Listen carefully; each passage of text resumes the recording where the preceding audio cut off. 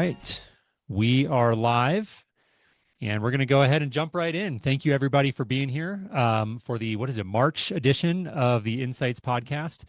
Excited today to jump into a conversation with Casey Clemens, the Senior Director of America's Professional at Sonos. Casey, thanks so much for being here. I am very excited to be here, not just because it's Friday, but always enjoy a good conversation with you, Jason. Yeah, absolutely. It should be a lot of fun. And like you said, it's Friday, so a great way to kind of wrap up the work week. So as we get ready to jump in here, I'll give a quick overview of the agenda that we're going to cover today. Before I do that, I just want to mention to everybody that is joining us live that we would welcome any comments, questions, or feedback that you have along the way. So please do feel free to drop those into the chat, and we'll be happy to address any of those as they come up. So our conversation today is going to cover a number of topics. Broadly speaking, we're looking at, how structured dealer feedback influences product development, what thoughtful channel investment looks like. So we're really here at a high level to talk about this theme of, what does it actually look like for manufacturers and integrators to come together in a highly collaborative, mutually supportive relationship versus one that is more transactional. So as part of that, what does professional support infrastructure look like? How do we best support dealers as manufacturers? And what do those dealers, want and need from us? And hopefully with the integrators joining us today can help us with that side of the equation. And then how manufacturers can align to create better outcomes together. So again, Casey, excited to have you here and looking forward to jumping in. I was thinking about a good place to start our conversation. And, I thought at a high level, I'd open it up with you with the question of like, what does it actually mean to you, in your words, to transition from just a vendor, transactional vendor, to a true business partner with the integrators that you're working with?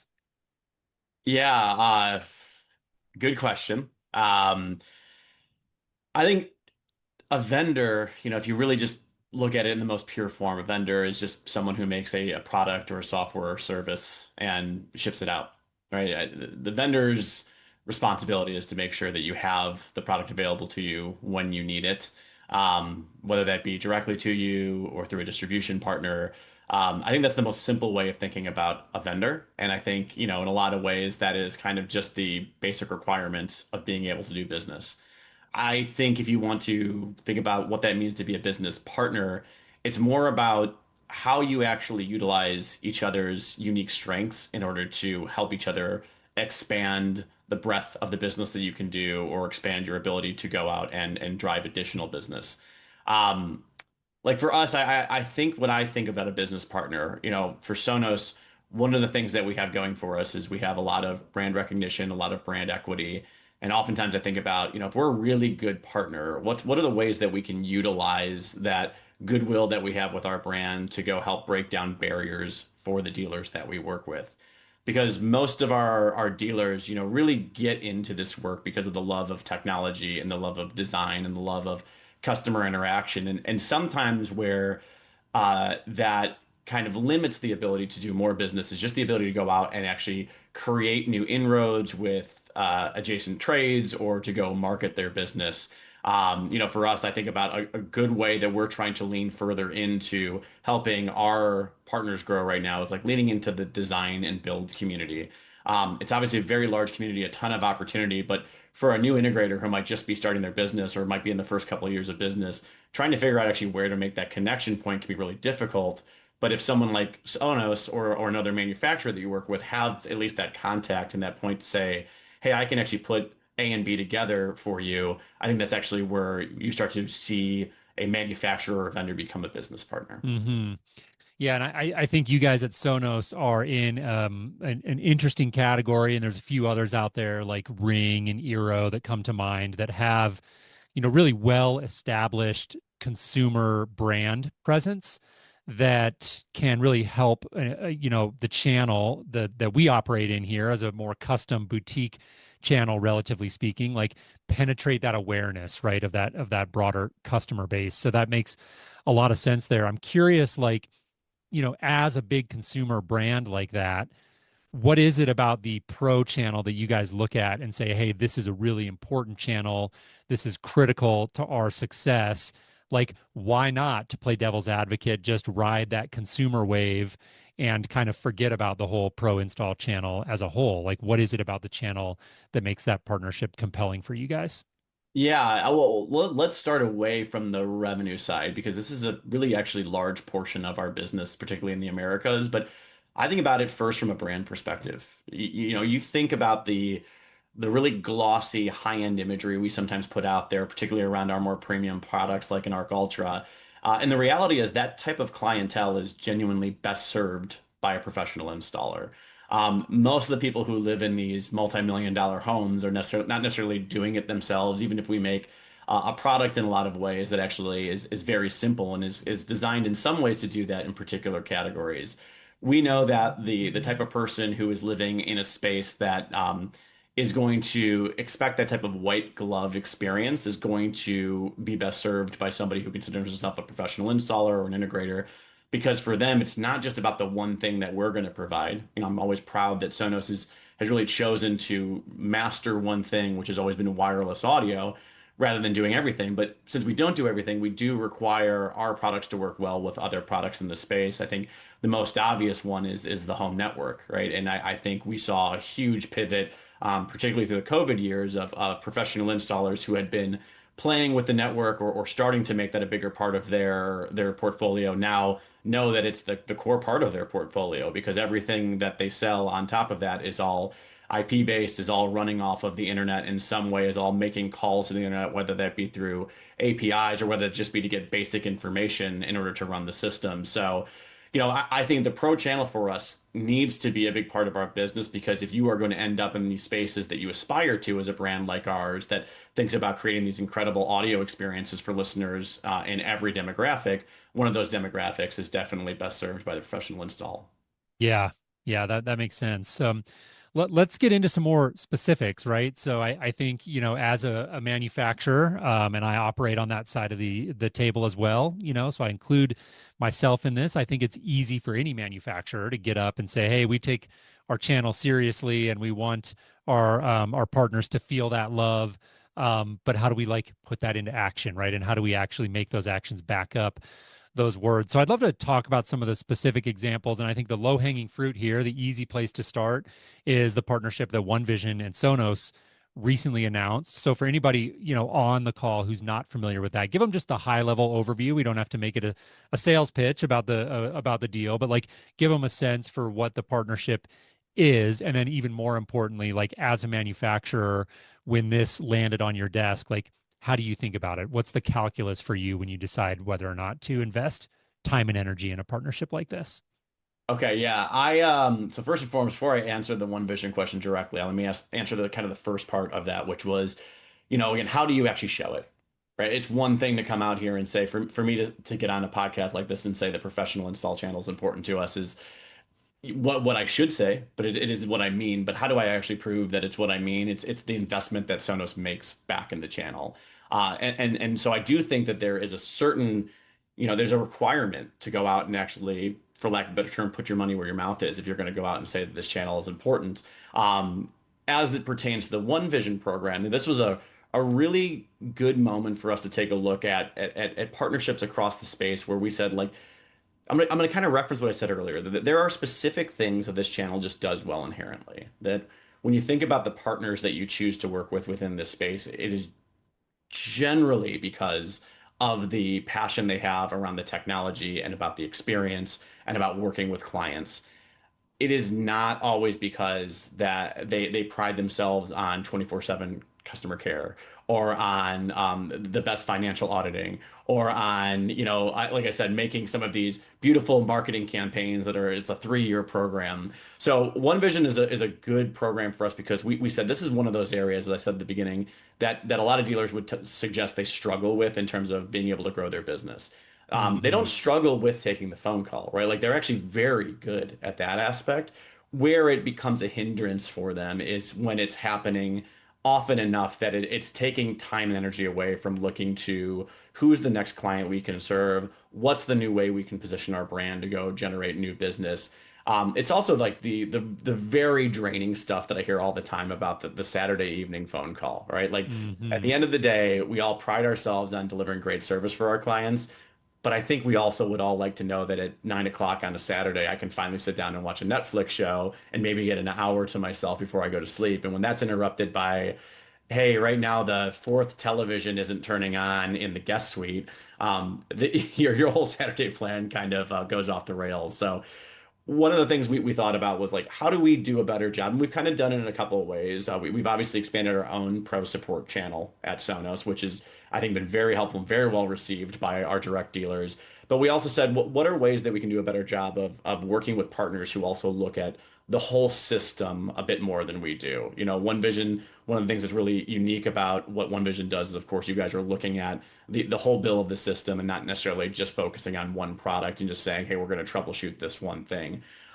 So we look at it for two things. We look at it as one is freeing up those cycles to be able and go and do the things that are more brand building or more revenue generating. And of course, working with a partner like OneVision, you also now create a way to create recurring revenue over time, which, Hmm. not only for the short term of having that kind of baseline revenue coming in, but I go to a lot of these trade conferences and they talk often about what the transition period looks like. If you ever want to sell your business or what does that plan look like? A lot of times that recurring revenue stream is one of those things that actually really increases the valuation of your business. So we looked at that and we said, hey, there's an opportunity for us as a company that has a fair amount of brand equity and awareness to go bring OneVision out to the masses and make it more of a well-known commodity, especially amongst our direct dealers. And we can do so by offering a price break in order to begin that program with OneVision. Hmm. So I Hmm. think oftentimes the hardest thing about any program like a OneVision for a dealer is just that upfront commitment can feel a little bit like, it can be scary, right? When you think about like, I don't know, I haven't proven out what this is going to pay me back in the end. So spending more money on something that isn't proven yet can be hard. So I think one of the ways we thought would be best was, hey, how about we reduce that financial burden to get started? That way it gives you a bit more of an incentive to at least try it out and get into the system. And hopefully over time, that's going to be something that pays for itself and then some. Yeah, yeah. There's a couple things I'd love to react to there. So, first and foremost, I think the idea of like looking more holistically at the business of your channel, like each individual company has its own set of unique challenges. There are obviously patterns there that apply, but the point is like for a company like Sonos or OneVision to say, hey, like we'd love for our dealer base to be more healthy and performant as a business because that benefits everybody. It requires like taking a more holistic view, right? You can't just drill in and start picking up the phone and saying, "Hey, why aren't you selling more product?" and expect that to actually yield good results. You have to understand that these are, be a systems thinker, right? There's a whole Yes. complex system of things that are going on within the walls of each one of these businesses. And if manufacturers can take a holistic view at that and say, okay, like in this example, Sonos looking and saying, hey, if we can just help our dealers be better at servicing and supporting their clients, that might be one degree of separation removed from helping them, sell more Sonos product, but it's going to help them run a healthier company and devote more time and energy to driving sales and installations. And again, there's that one degree of separation, but it's still going to help us. And again, it's a way for manufacturers to look more holistically at the health of the overall business and not just what's in it for us in terms of dollars and cents. So that's definitely, I think, like a really important point. I do want to launch a quick poll here and hear from the audience. So that poll should be up now.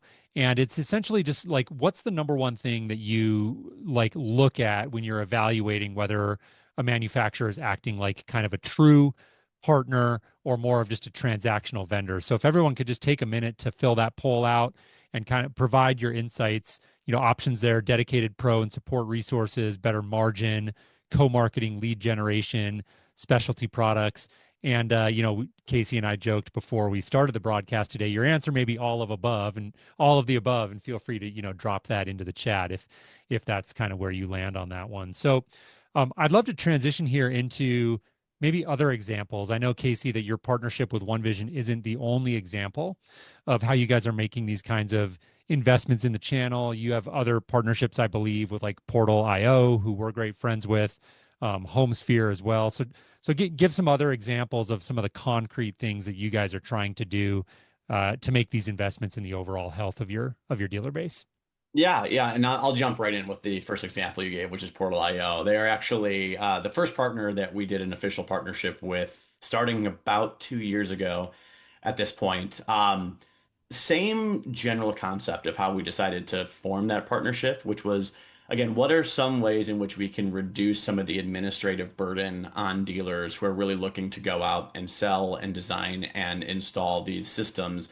And one of the things we heard all the time was, it takes a while to generate a proposal, to be able to turn that back around to a client. You may have a great idea of what you want to do when you're inside the home or inside the business, but actually turning that around and making that digestible for the customer on a rapid basis is something that I think a lot of particularly smaller integrators struggle with because they just don't have the ecosystem to build on. So we went to Portal. We've been working with them for a long time now in terms of, we've always believed that what they have is actually a really good product.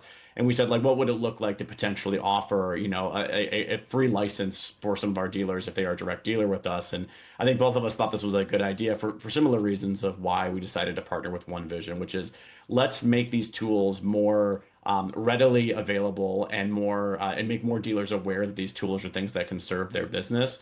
And so not only was that program well received at the get-go, but obviously everything that they have done over the last couple of years in terms of AI automated proposals and things of that nature. And above and beyond that, not just the proposal thing. I tend to always think about that because that was always the thing that hooked me on it of like, gosh, I remember being a system designer and how much time it took just to write all this stuff down so that a Hmm. consumer could understand why I was charging them $32,000 for a system.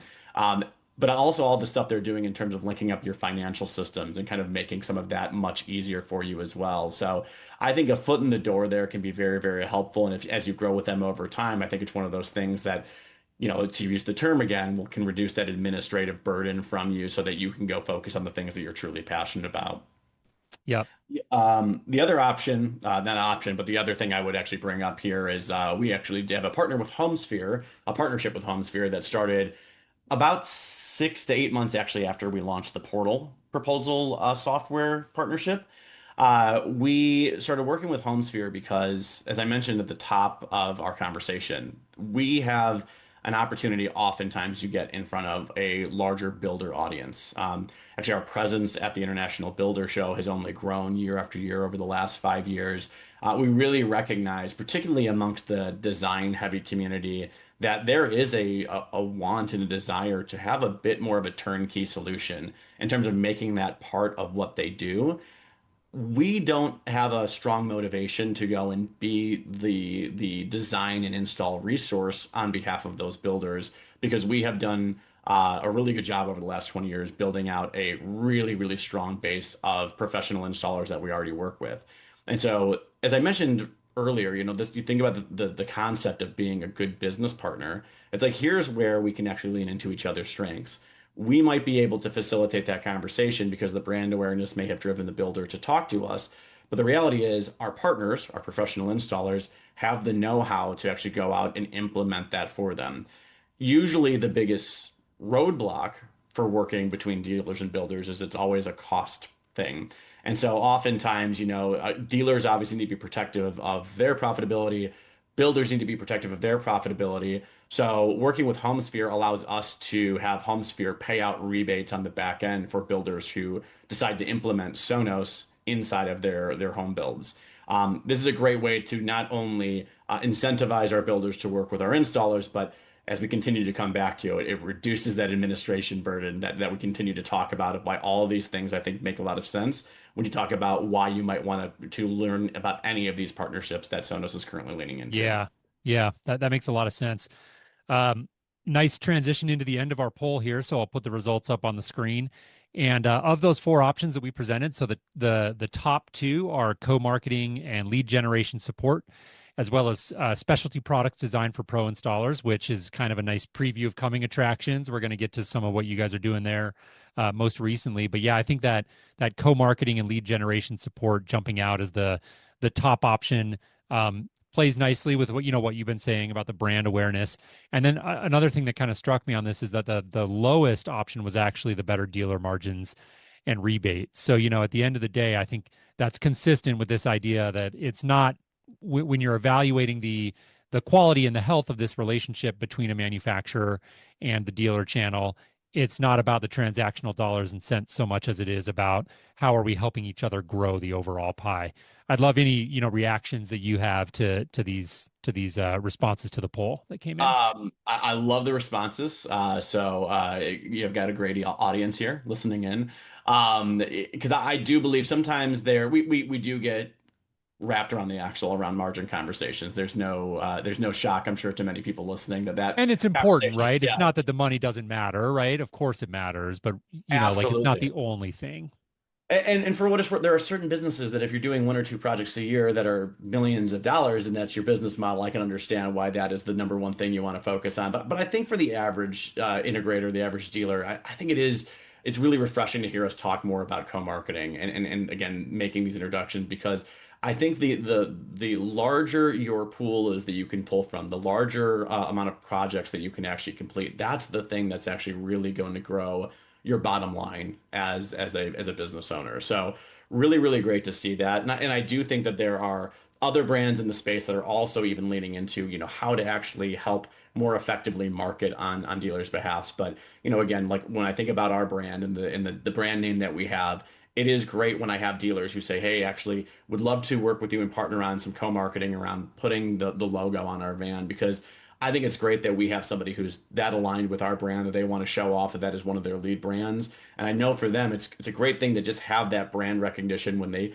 pull up in front of a home for the first time to actually do a walkthrough to say like, "Hey, we are representing well-known brands. These are brands that have a fair amount of a known quantity to them, and it takes Hmm. away some of the secrecy and the mystery of our channel. Sometimes Yeah.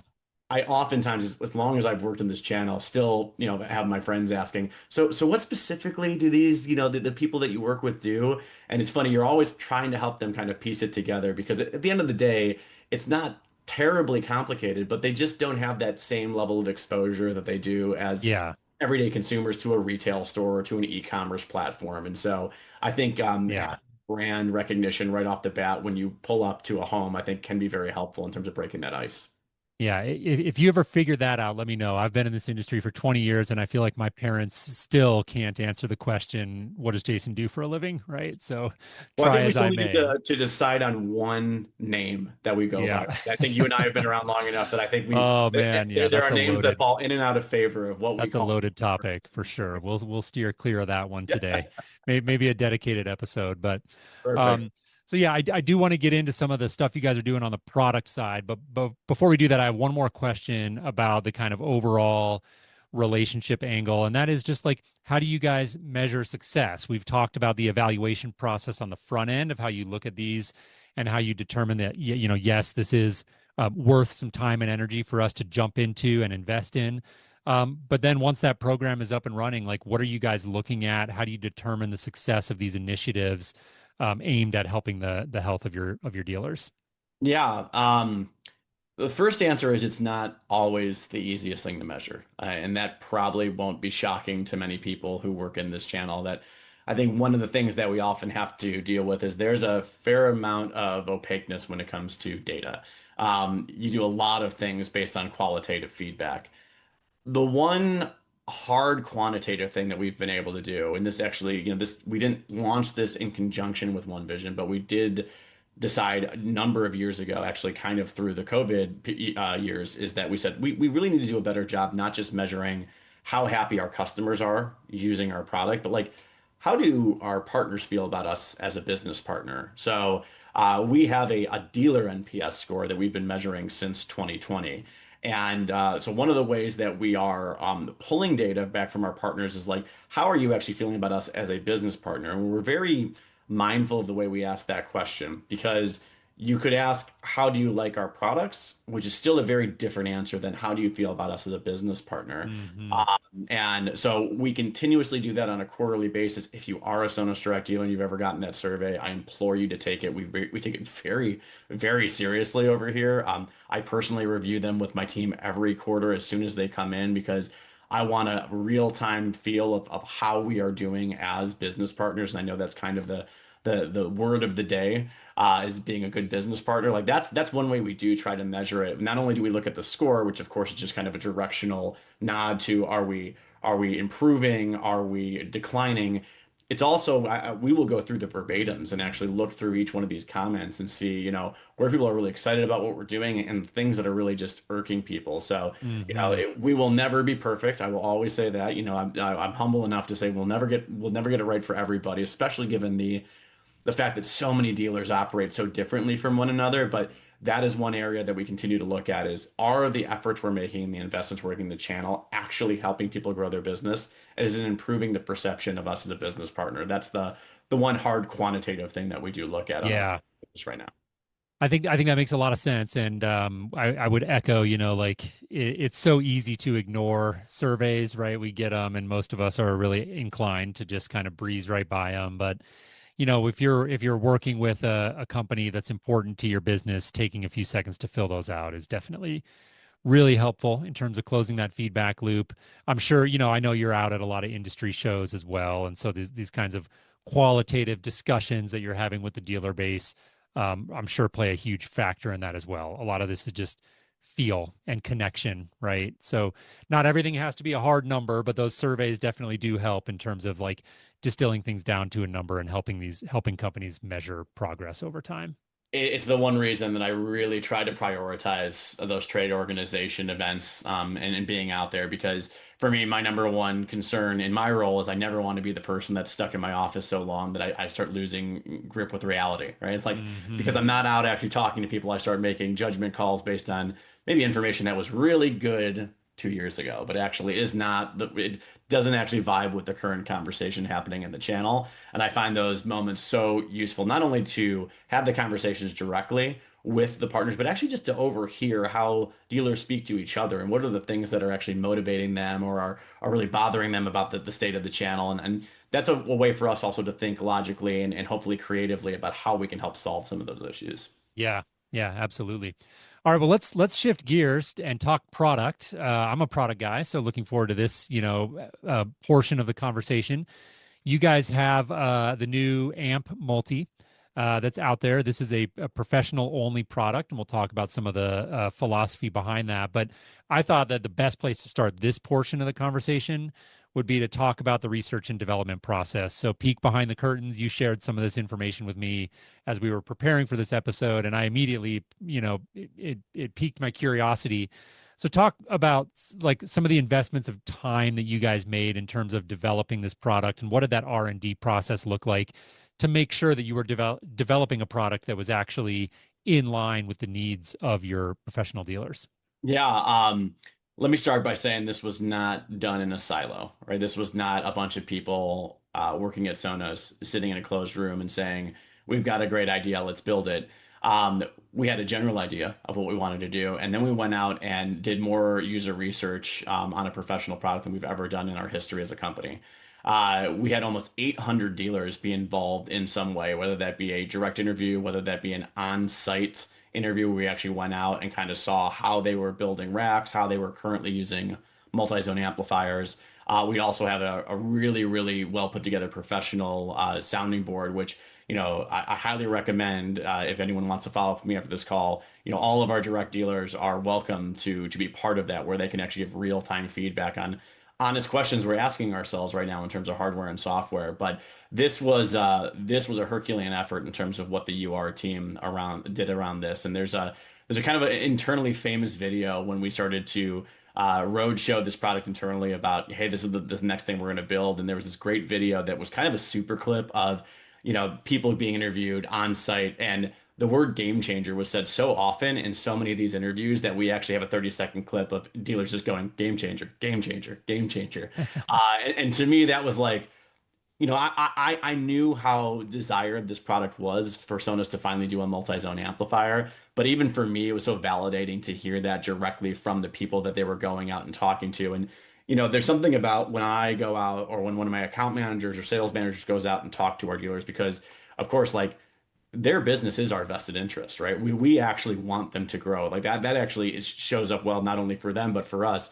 But for our user research team to actually hear the same type of excitement around this product, I think was really powerful. So Lots of installer feedback. In fact, I just came from our Toronto event that was done earlier this week, and it was funny. One of our global trainers for Sonos was out there and doing really the deep dive on the technical stuff, and he kept saying, "Hey, I actually I do want to annoy you by the amount of times I tell you installer feedback today," and it was because everything that we were talking about was all installer feedback driven, and even when you look at the way that the product is being positioned. Number one, if you go on Sonos.com today, it's only tells you to find an installer. You will not be able to purchase an amp multi on Sonos.com. Right now, it's only announced. We will begin shipping in fall of 2026. But all the language is really about how it's actually made things better for the installer. It's a more seamless integration. It's easier to configure. It's running cooler. It's running more power efficient. For a client, it's going to show up like a Sonos system that they're used to using already. Mind you, it's going to be the best sounding amplifier that we've ever shipped, but a lot of the work being done in terms of making that product great was about making it the best possible product for an installer to go out and incorporate into a system. Yeah. Yeah, and I realized that like I might have put the cart before the horse just a little bit, and let's make sure everyone on here is probably familiar, but give like a quick overview. I think this product is probably so I used to be an integrator, and I remember in it's been almost 10 years now, so it's been a little while, but like we'd be filling up racks with Sonos amplifiers, kind of stacking them up. It'd take half a rack or more, and so I'd imagine at its core this product is about compressing that down into a smaller rack footprint, getting multiple amplifier channels into one chassis, and the as you alluded to, consumer is still experiencing it just like any other zone of Sonos, but it's built into this much more dealer friendly form factor that's just a lot more accommodating in terms of the types of installation environments that the integrators are dealing with. Do I have all that correct? Yes, yeah. I mean, you nailed right off the bat the number one reason we decided to build this was, of course, we were seeing so often from our installers these racks of, back in the day it was the Connect amp or the Zone Player 120. It's obviously become the Sonos amp. Thankfully, when we launched Sonos amp, we at least made that black so it fit into a rack, unlike our old, silver and white boxes. But what we knew was that there's a way to make that experience better. What AM multi is, I say this very deliberately when I say it's up to four zones in a single chassis. And like the words up to are important because, yes, it can be four individual zones now coming off of a single box from Sonos, but it's also entirely configurable. It can be a two zone, a three zone, it could be a single zone. If you have 8 speakers all in one area and you just want to actually always have that play as one zone, that product can actually act as a single zone. Got it. There's a lot of cool technical things going on with it. Obviously, we won't dive into that today. I will also humbly say I'm no longer the person who gets super technical anymore. We can definitely bring somebody else on to go really in depth in terms of the why and the how the product works. But it is definitely a product that I have been nearly biting my tongue off to talk about publicly over the last couple of years. Got it. Got it. And zoom out a little and talk about just the philosophy behind going dealer only with a product like this. Yeah. So, Sonos does make products that are just unbelievably simple in order to go and install, right? We make a line of portable products that, if you can set up a Bluetooth speaker, you can certainly set up a Sonos Move. We have our all-in-one products that are very plug and play. We have our sound bars that up until the point of mounting are generally very easy just to plug in. Obviously, some people are less comfortable actually mounting things in the wall with screws than others. But then there's certain products in which a certain level of skill, I think, is necessitated because of the fact that the product is going to operate better when you have somebody who understands how to use it. This started with Aero 100 Pro about a year and a half ago. The reason we chose Aero 100 Pro as our first product to really utilize our professional install base as the exclusive channel was because you want to talk about power budgeting for PoE with the average consumer, and they're going to look at you very blankly. Right? Unless you work in IT or you are in AV, Yeah. that the idea of budgeting power based off of a network switch is not something that you're thinking about. It's also the fact, like with that product, it was really funny because, even for people who were used to PoE, they were used to a very static power draw, right? A camera is pretty much always going to pull the same amount of wattage 24 hours a day. A speaker is a dynamic range, right? Something that's going to go Hmm. very quiet to very loud. It's going to pull different power at different times. So that was the first like, hey, we're really going to test the waters by saying we're going to bring this product to market that really speaks to the strengths of the channel. Ant Multi is very similar in that regard, where, I do think most people will find that when they first install it, it's really, really easy to configure. Where an installer's experience becomes very valuable is when you start thinking about more complex systems. Thermal management is not something, again, that the average consumer wants to consider when they're purchasing a product. Okay, most people are not going down the spec sheet to find how much radiant heat is coming off of a product to make sure that they're Mm, not overheating things. So that's an area where, again, a professional installer is the best possible way to get this product, because they are going to make sure that when they are designing your system, they're being thoughtful in terms of how they separate the product and how they actually introduce additional ventilation when necessary. When, you get to a point, which you will with Amp Multi, we actually recommend that you should never do more than 3 units without some additional ventilation assistance, because we just know that, like everything, all these pieces of electronics are creating some amount of heat. You don't want to create too much heat in a very small space for too long. yeah. Yeah, that makes sense. Cool. Well, we're down to just about 10 minutes here or so. And I thought that a good place to zoom out and conclude the conversation would be to talk broadly about the customer experience. So you guys are you kind of major were made famous, right, by creating a great customer experience around multi-room audio. You really pioneered that. Talk about your philosophy overall as a company when it comes to the importance of creating great customer experiences. How do you approach that? What are some of the challenges to being like really highly committed to that as an ideal? Yeah, well, there's the obvious thing, right? Anybody who makes a product wants it to be well liked when a user experiences it. But for us, it's, I think, even more so important because we don't make one product. We make a system. And it's always been the whole idea of this since I started at the company almost 13 years ago, was this idea of, unleashing your music everywhere. And music became music and audiobooks. Then it became music and audiobooks and home theater. But the whole idea still comes down to the fact that Sonos has always built a system that is made up of individual products. But for us, if the user experience isn't good with any one of those products, the likelihood of them experiencing a bigger and fuller system over time really, the chances are starting to dwindle if they have bad experiences. So for us, it's how do you create such a wonderful user experience that it's just a natural reaction that, when there's another opportunity to build above and beyond what you have today, that you're like, well, of course I want to bring this out on my patio now. Well, of course I need this in the secondary bathroom for when people come over so they can still hear what's going on TV. That's why user experience is so important to us, because realistically it is kind of the fuel that drives the company growth. So that philosophy has been very consistent for so many years. It's actually one of the reasons that you still see us relatively narrow in our lens in terms of where we want to focus, because I think one of the areas where people tend to fall flat as a manufacturer is you start to try to do everything for everybody. And as we know that there are reasons that certain brands do so well in certain spaces because they genuinely understand the perfect user experience they're going for, rather than just, hey, let's ship the minimum viable product in each one of these areas and see what sticks. So I think that's kind of the core of what user experience does for us in terms of how we go to market, how we build products, how we actually go and even choose to tell the story of what Sonos does for people. Yeah. Yeah. And it can be challenging sometimes too, as a product company, like there often, I'm sure, are situations where you have to make tough decisions between like prioritizing a great user experience or maybe being able to ship a product faster or cheaper. And I know that you guys, have to always be mindful of that, especially as a company that's like built a reputation on providing a great user experience, right? Yes. So Yeah.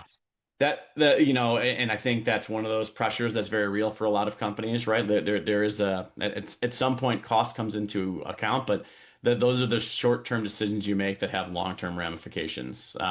You don't want to make a lot of decisions like that around your product that are short-sighted in order just to be more cost conscious, because at the end of the day, to your first question, the user experience is going to be the thing that determines how successful or unsuccessful you are as a brand. yeah, absolutely. As we wrap up here, I'd love your thoughts on like what would you sort of advocate to integrators and manufacturers out there broadly who might be listening to this as sort of a piece of advice or a key takeaway in terms of working more collaboratively together to like raise the tide of the whole industry and bring all the ships up with it? Yeah. Well, first and foremost, start working together, right? And some people do already. That is just certainly not a broad challenge to everybody. I'm sure hopefully there are some people listening today that are doing a really good job of that already. But for those that aren't, get out of your comfort zone and figure out where you can do a better job partnering. I think one thing I've said a couple of times already during our conversation that I'll reiterate is look to where each other have strength, right? Don't try to be everything for everyone. Look to the partnership that you've developed, whether you're the integrator working with the manufacturer or the manufacturer working with the integrator. Where does the other person bring a unique strength to the table that actually helps you both grow your business? And so I think looking at things like that is I hope it's commonplace, but I might get the impression sometimes that maybe that's not how we always want to look at things. And that's not certainly a knock on the way people look at things, but I think sometimes it's just a matter of giving ourselves the space to start to imagine and think of what that long-term opportunity could look like if we just kind of get out of our business a little bit. In fact, earlier when we were talking today, the old quote came up to me of, we were talking about the investment you make in your business, that if you're always working in your business, you're never working on your business. And I think this relates to this point very well, which is, I would ask everyone to kind of pull your heads up every now and then and figure out like 6, 12, 18, 24 months from now, if we start a conversation today, what could that look like at that time? You know, it's oftentimes I'm reminding people that I work with that things in this channel move extremely slowly. That is, by the fact that we are such a diverse set of businesses and such a large, diverse set of businesses within this channel that getting everyone to move in the same direction is a really, really difficult thing. It's almost an impossible task. But the more you can think about where you would like something to be 2 years from now, rather than what you want to happen next week, that's where I think you start seeing some of these really interesting partnership opportunities between vendors and manufacturers happening. Yeah. And so, yeah, and then I would just say like the obvious thing is, whenever you start these conversations, just value each other, right? Like that's it. I know that's a real human answer, but that's my genuine answer sometimes is you can tell sometimes when someone sits down and is ready to be combative or tell you what you need to do more for them versus I always believe the most productive partnership conversations happen when I can start by saying, here's my vision of where I'd like to go. I'd love to hear your vision of where you'd like to go. And rather than try to force one of us to go on one side of the aisle or the other, we're going to find the places that we just are naturally going to align and we can lean into each other. Yeah. And I think having the conversation is the most important part. And that might sound like really obvious on the surface, but like what I mean by that specifically is like at OneVision, I can, freely say that like at like any business, we've not been perfect about this. Over the course of our history, we've had sort of ebbs and flows in terms of our um just leaning in and really going out there and soliciting the feedback and being open to it. And then also, the same ebbs and flows apply in terms of the customer base and the willingness to volunteer that and provide that difficult feedback. And so I think both sides have to be leaning in and soliciting the feedback and willing to provide the difficult feedback and have the uncomfortable conversations that sometimes need to be had. And what I can say definitively is that when I look back at the overall trajectory of OneVision over the last 10 years or so, the biggest gains that we've made as a company in terms of just being successful as an overall business on any number of dimensions all correlate very directly to the periods of time where we were leaning in and having the uncomfortable conversations. So I think like that's such an important point that companies need to be out there soliciting that feedback. The dealers need to be, involved, like leaning in and providing that feedback. And if that dialogue is happening, that's the key that I think really unlocks everything. Well said. Yeah, no additional notes on that. I think it was really well summarized. Yeah. Awesome. Well, I think that's a great place to wrap up. So, Casey, again, really appreciate you taking some time out of your day to be here and share how you guys are thinking about this. For anybody who's listening and might want to connect with you directly to ask follow-up question or learn more about what you guys are up to, what would be the best way for them to do that? Yeah, of course, when it comes to our products, you can always go to Sonos.com for all the latest and greatest information. Even our pro products, we have a lot of really great technical assets available on the Amp Multi or the Aero 100 Pro product development pages. I would also say for me, if you just want to get in contact with me, I'm very easy. It is my first name dot my last name at sonos.com. So that's casey.clemens at sonos.com. I welcome any feedback from the audience or any follow-up questions. All right. Excellent. Well, Casey, thank you again for being here. And to everybody who attended the live recording today, thank you as well. We know you've got a lot going on, and we appreciate you taking some time out of your schedule to be here with us. So with that, we'll go ahead and wrap up this session, and we will look forward to seeing everybody on the next one. Take care. Thank you.